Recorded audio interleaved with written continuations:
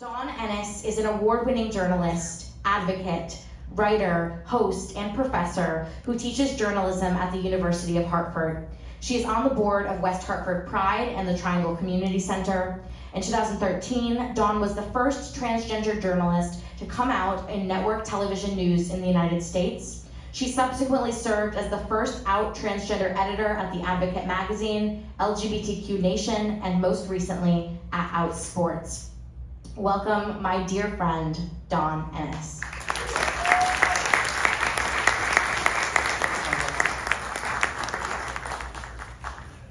I promise not to sing or dance, because then you'd be running for those emergency exits we heard about. I love that this thing is here. Do you know why? Because it hides this. We've heard a lot of important issues. We've heard a lot about guns and violence and laws. So let's just have a little bit of fun. You know where I was this morning? I was with Jeremy at Pride in the Park, the Triangle Community Center Pride in the Park Festival in Norwalk. And it was great. We had music, the Connecticut Gay Men's Chorus, drag queens. We had so much fun. There were vendors, there was food. Did I mention this? Yes, there was food. And for me, it was a really great event because I'm celebrating, as Leah mentioned, as they mentioned, 10 years being my authentic self. A decade. There, 10. I was told there'd be no math. The funny thing about being a transgender journalist is that whenever I interview somebody else who's trans, it's a whole different experience than when a non-transgender journalist asks them questions. So, how your family rejected you? What's that like? What do you think, folks? Or how about, so have you had the surgery yet? I swear to God, I'm sitting on the set of Newsmax with a Marine and a bleach blonde. And right before we go on TV to talk about transgender athletes, the Marine asked me, so you had the surgery yet? I said, I'll tell you what, I'll answer during the live portion. So we go live, and he asked the question. I said, well, there's only one dick on this couch.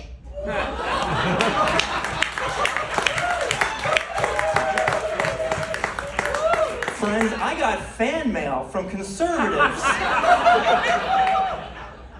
Wow. I will tell you that all those things that they mentioned, that's all true. But I consider being trans like the 5th most interesting thing about me. I'm just another woman. I was confronted. I was covering Leah Thomas, the transgender swimmer, at the NCAA swim meet. And I'm doing my job. I'm writing, I'm reporting, I'm interviewing people. And this little British woman comes over to me, Posey Parker, whatever her name is, and she says, will you please stay out of the ladies' rooms? It is wrong for you to be in the ladies' rooms. And of course, what does she have? She has a posse of all these other TERFs, trans, exclusionary, radical feminists, all with cameras in my face, watching my reaction. And I'll be honest, I hadn't felt that bullied since grade school when I had all the big kids ready to beat me up. So what I said was, I use the bathroom that every woman uses because I'm a woman. And they said, you're not a woman. And I said, you want me to prove it? And no, I didn't. I didn't really. I was thinking about it. And then they said, well, mothers and daughters are afraid of you in there. And I said, well, speaking as a mom, you're not a mother, you didn't give birth. Hello, are there any lesbians in the audience? Are you necessarily the mother of a child you might be raising? Are there any women who adopted? Of course. But just because I was assigned male at birth, I can't be a mom. Let me tell you this. I do the job of mom. I am not my kid's mom, but I do the most wonderful job that is the hardest job I've ever had, raising my kids, and I'm pretty damn good at it. I got 2 kids in college. I got one who wants to be an actress. Oy vey. But for 7 years, I've been raising my kids alone, and I love it.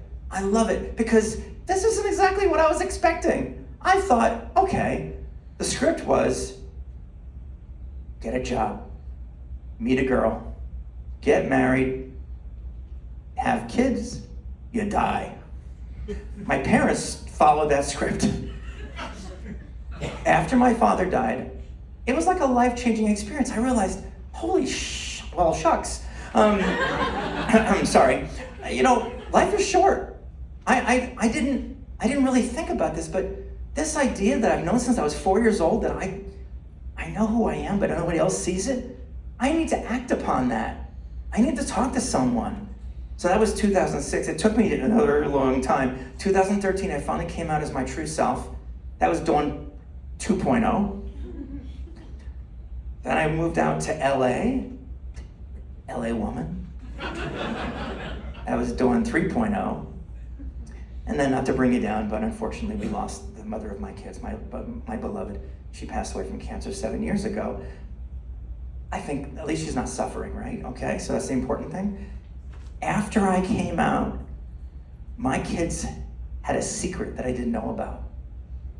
They kept it from their mom and me, because after she passed away 7 years ago, on National Coming Out Day, my middle child, then 2016, she was 14. She came out as bisexual.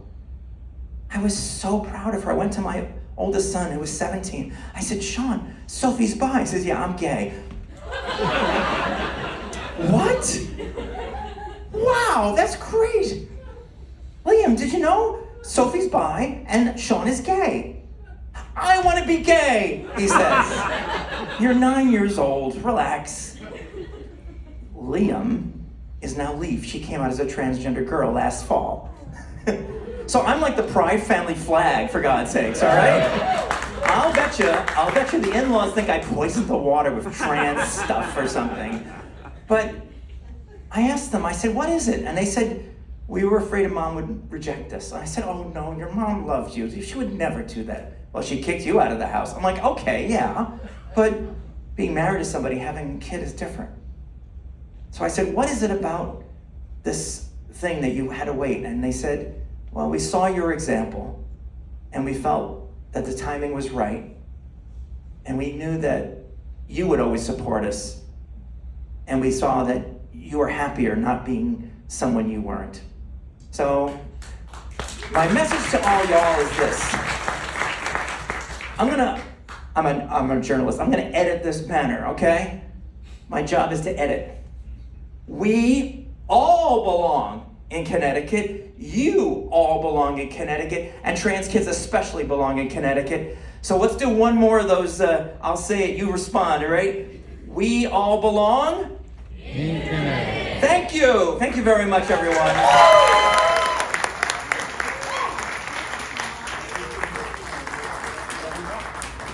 I love John Ennis so much. If you love John Ennis, yes, skip off the stage. Be careful though.